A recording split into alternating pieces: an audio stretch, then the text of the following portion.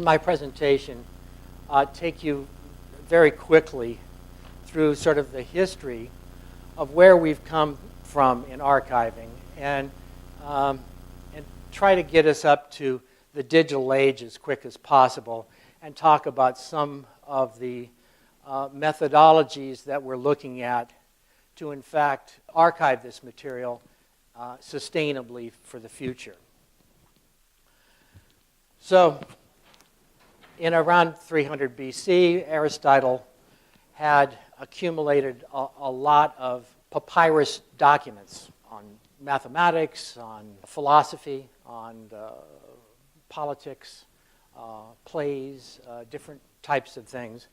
And he decided that it was time to have to institute a library in Greece. And so he put together the first library and started putting all of these things into the library and acquiring other pieces of papyrus from different civilizations and bringing those back to Greece. We can go back today, scholars can go back to those same papyrus pieces and they can read them. And then for the next several centuries, there were a lot of documents that were created, but they were all handwritten until the 15th century when Gutenberg invented the first printing press. And then things changed radically. A century later, there were printing presses located in many countries throughout the world. And the typeset had been altered to allow them to create books in their own languages. When the libraries would get larger and larger, they really were dependent upon the librarian to know where he had put certain documents. So if you were to come into a library and ask, where can I find this book? I heard from somebody that you've got this book. The librarian would know where it's at. And as the librarian got older, he would pass some of that information on to his apprentices or his assistants. And that's the way the information was passed on from person to person. It's actually not much different than when I first joined MGM in the 80s and took over as the head of the library. I was astounded to find that most everything was kept on card catalogs. Real simple card catalogs that would tell you a vault number and a shelf number. And that's the way it was in 1984. So the film business has taken a long time to get to a place where it can really keep track of all of its assets, even its physical assets, let alone all of the digital assets that are being created today. So then in the 1800s, the Library of Congress was born. In 1876, the Dewey Decimal System was invented. And that's now used in about 200,000 libraries in over 135 countries around the world.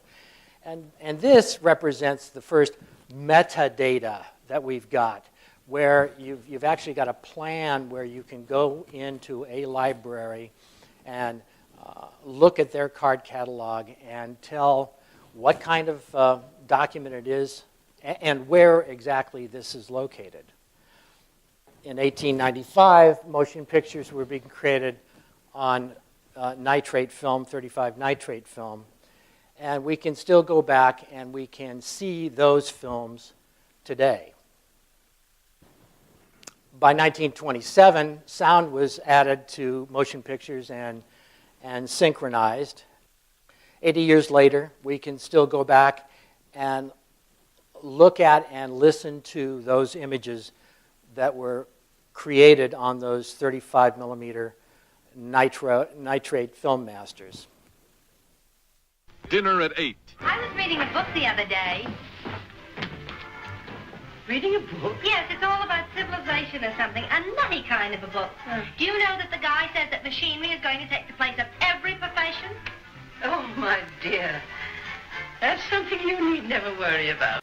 Then, at this point in time, libraries began to acquire motion pictures. And those motion pictures that began to be stored, if they're stored in the proper conditions, you can still go back and pull those out and view them today.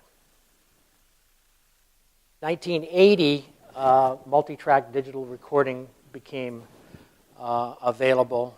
I remember in the late 70s, I was an engineer working at Warner Brothers Amigo Studios, and a group of Japanese people from Sony came over with the first digital tape machines. And after they had left, all the engineers got around and we talked about what an incredible paradigm shift this was going to be for the industry, but also how horrible this stuff sounded. It was so tinny, and it didn't have the qualities that we were trained to listen for. So, but we realized that it was a huge change. So, by 1982, Sony finally came up with its first compact disc player, and records are hard to find now. But they're still available, but very difficult to find. The film business runs a long ways behind the music business in terms of its adoption of digital technology. So it wasn't until 1992 that Dolby finally came up with its digital recording for film. But understand this is still 35 millimeter film, and they're putting digital tracks that they're applying digital tracks to. But the motion picture business was afraid of this new technology. So they allowed them to put the digital tracks on, but they said, well, we're going to keep our analog track right where it's always been. And if you want to put this new digital stuff on, you'll put it on between the perfs. So as you can see, the white spaces of the perfs in the 35 millimeter film and that other stuff. In between is Dolby's digital surround sound. And they got a lot of motion picture theaters, or at least the premium theaters, to install a bunch of new speakers, and the experience was very compelling to be surrounded by all of that sound. 1986, Sony introduced the first standard definition digital component format, D1. And those of you who've been around the industry, this was a nightmare for us because of interchange problems. We would master to this format, and we would play it back, and it'd play back beautifully. And then we'd take it down the hallway and put it into another D1 machine, and it wouldn't play back at all, let alone that we should take the tape and send it overseas. So everybody was pointing their fingers at everybody else, saying, well, it's your problem, your machine's not aligned properly, and so on. And so it was a nightmare. I think we must have had 17 or 18 different engineers from all different companies on conference calls daily trying to resolve this situation. And it finally did get resolved. With the advent of DVC Pro, DV Cam, digital beta cam in the 90s, moving images were then commonly acquired as ones and zeros. High definition cameras were soon to follow. And in 1999, 20th Century Fox released Star Wars Episode 1, and Disney released Toy Story 2, and those were the first of many more to come, completely digital cinema presentations.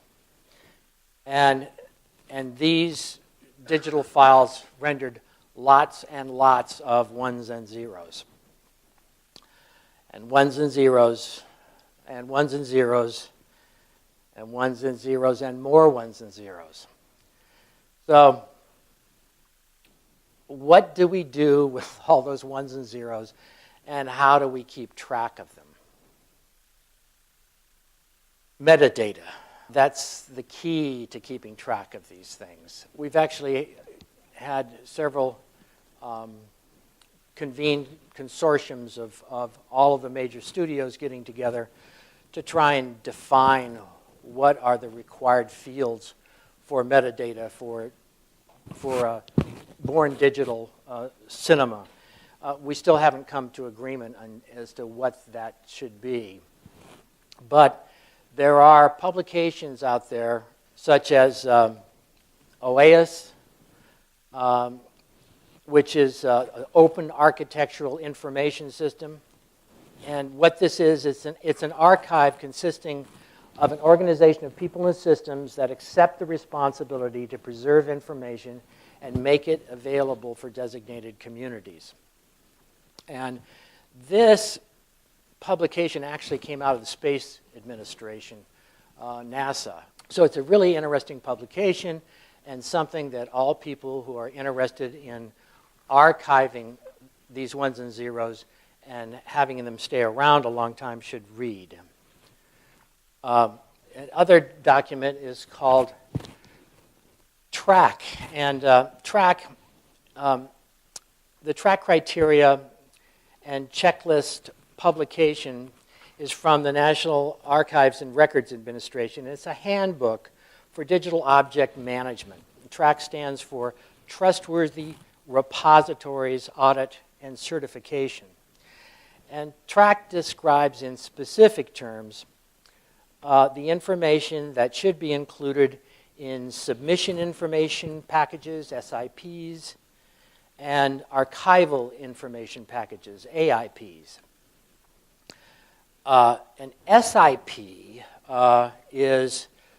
that should contain everything outlined in the archive's delivery requirement specifications. So the archive says, I need this kind of material. In order for me to archive your stuff, I need this kind of material. And it should include a unique ID, and it must provide the appropriate provenance so that you know that it contains all the ones and zeros it was supposed to have in creation, or that it hasn't been altered in any way. It is authenticated. And an AIP, then, is the archival information package, and the AIP should embody standard naming conventions for all of the elements that go into the archive package. And it should have a unique ID also, and that ID should map back to the SIP's ID, so that, and it should be able to be tracked over time, over systems changes, and over storage changes, and faithfully reflect what was captured during ingest. So this documentation, this publication, is important to understand the work that's already been done in the field to help us to establish a born digital retention, migration, and storage policy for the future.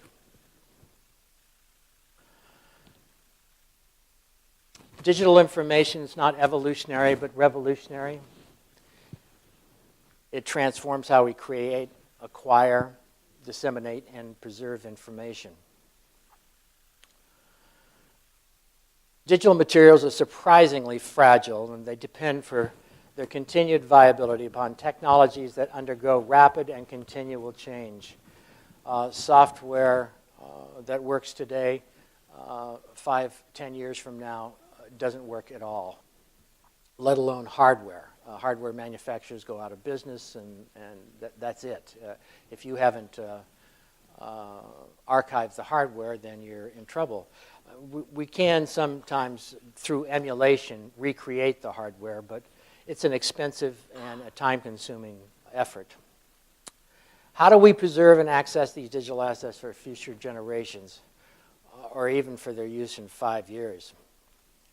Preservation enables reliable, authentic, meaningful, and accessible data to be carried forward through time within and beyond organizational boundaries for as long as they're needed for the multiple purposes that they serve. Our industry needs to create new policies and procedures specifically addressing digital retention, migration, and storage. Retention, holding on to those things that we love. As the rate of digital information production continues to escalate, it's vitally important to reduce the cost of preservation for all types of digital assets. in the Presto Prime survey among European broadcast archives, the following conclusion was reached: that the value of an item must be 4 times the preservation cost in order to be financially justified on a commercial basis. Actually, that's not a bad tape measure that you can apply to things that you want to archive for long term. What really needs to be retained? The annual cost of preserving 4K digital material per title per year is approximately 11 times more expensive than the cost of preserving film material per title per year. One of the most difficult decisions that all digital preservation decision makers and creators, owners, users, archivers face is which digital material should be preserved, for how long, and for what use. With a single digital motion picture generating upward of 2 petabytes of data, the equivalent of almost 500,000 DVDs, the decision as to what material to hold and what to preserve, what risk management decisions are needed before migration takes place, all put an incredible amount of pressure on managers, archive managers. Migration. Checksums, also known as hashes, are commonly used in the IT world for checking that data has not been altered or corrupted and guaranteeing authenticity. The cost of doing checksum tests is minimal if the data is already being moved from one place to another. Probably the most popular checksum that's being used today is an MD5 checksum. If the data has to be specifically and additionally read to do a checksum to make sure that the material on this LTO or hard drive or whatever is still viable, then it really creates not just a log jam at 1 gigabit per second, but even at 10 gigabits per second. It takes an incredible amount of time to go through the material and to check it to make sure that it hasn't been corrupted. At INA, the French Radio and Television Archives, they migrated their entire system, and they had about 0.5 petabyte that they moved from a robotic tape system to a new system, and that took them 6 months to migrate and to do checksums on that. So that gives you an idea of what's involved. Storage. This kind of looks like a USS Enterprise's warp drive, but this is really a robotic tape library. And this, of course, is a spinning disk array. The total cost of ownership is much more than just media costs. The cost of labor and secondarily the cost of electricity, air conditioning, not the technology itself, are the limiting economic factors in digital archiving. Global growth of digital creation is far outpacing capacity to store data. It's estimated that by 2012, we'll have created 2.5 million petabytes of data. But the storage industry will only be able to supply a little over 1.2 million petabytes of digital data. I really questioned this, but this was actually done from EMC, a company that manufactures hard drives and systems to store things. So if this is what they're saying, then I guess it's true. 20 minutes of uncompressed standard definition video requires about 30 gigabytes of storage. Therefore, you get approximately 30 of these items on a 1 terabyte hard drive or an LTO4 data tape. And within a very short period of time, we're going to be able to have thousands of hours on a digital tape. That seems like a good thing. You know, everything gets smaller and smaller, and we can put more and more stuff on it. But unless you've got multiple copies of that, then you're really in trouble, because if one of them gets corrupted, then you've lost thousands of hours of your digital masters on a particular tape. The cost of digital storage is going down, but the risk of loss when using this storage is going up. In hard disk-based systems, storage systems, corruption can be completely silent and then go undetected for long periods of time. Anyone seeking to achieve long-term preservation using mass storage needs to be aware of latent faults, their consequences, and employ a proactive approach to data integrity monitoring and management. And this is where where the industry has looked at the filmmaking process by going to, like, Red Camera, for instance, as a cost savings. So they keep winnowing down the amount of cost that it takes to do a production.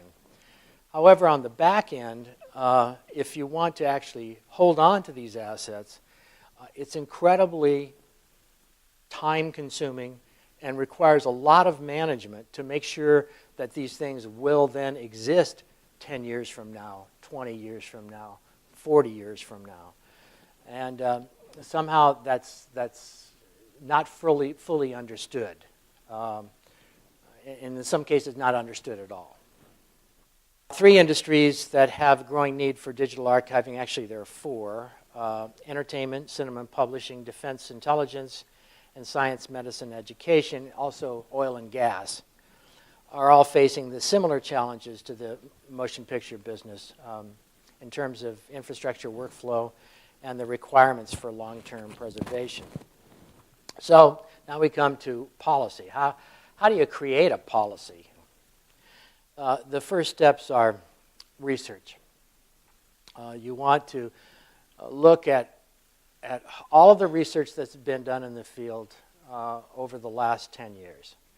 And some of these are the Trustworthy Repository Audit and Certification Criteria Checklist document, the Digital Dilemma document, the final report of the Blue Ribbon Task Force on Sustainable Digital Preservation and Access, Strategies for Sustainable Preservation of Born Digital Public Television. This is a great little book.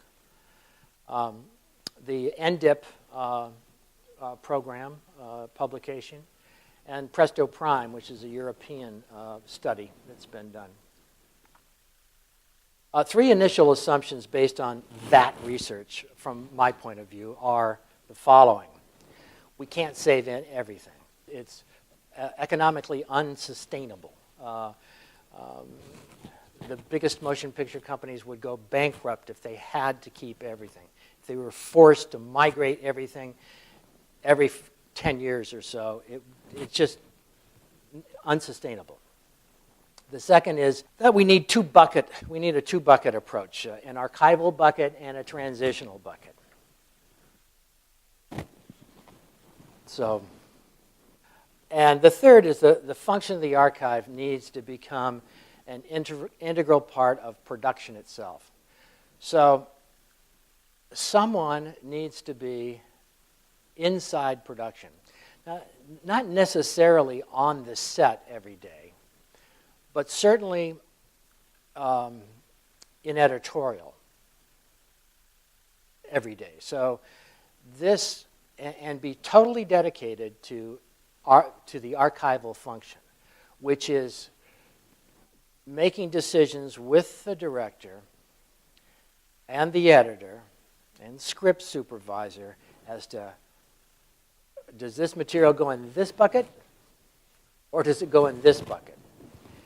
And if it goes into the archival bucket, then that material is going to be preserved and migrated throughout time and preserved. If it goes in the other bucket, it will last as long as it lasts. So it may last 10 years, it may last 15, it may last even 20 years. But after that, for sure, it will not exist any longer. It will disappear. And that should be long enough for the company to if they decide they want to go back into that material again, and they actually access it again, then the archive would say, that material got accessed. Let's pull it out of that bucket and let's put it over into the archival bucket. So those are the understandings that most of us who have read all this material have come to. Process. You need to identify and interview external stakeholders. So, who are these people? People such as the Library of Congress, the Academy of Motion Picture Arts and Sciences, Television Arts and Sciences, academics, people at NYU, at Stanford, at USC, who have departments that are specifically looking at this issue. These external stakeholders also include people like producers, television producers, editors, cinematographers, and filmmakers themselves. These stakeholders also include people who have a view that is antithetical to your own. People who want to see you fail in creating a digital preservation policy, so that they could stand back and go, they should have come to us. That was the wrong approach all along. And those people need to be brought into your interview process too. Then you need to perform case studies on the oldest born digital assets in your archive. And by that I mean you need to pull them out, you need to migrate them, you need to determine if there is any corruption whatsoever on these assets. You need to determine when you're doing this, these case studies, how much is this costing? And how much is it going to cost to do this over and over and over again? And armed with all of that information, everything that you get from your external stakeholders and what you learn in your own case studies, then you're ready to interview your internal stakeholders.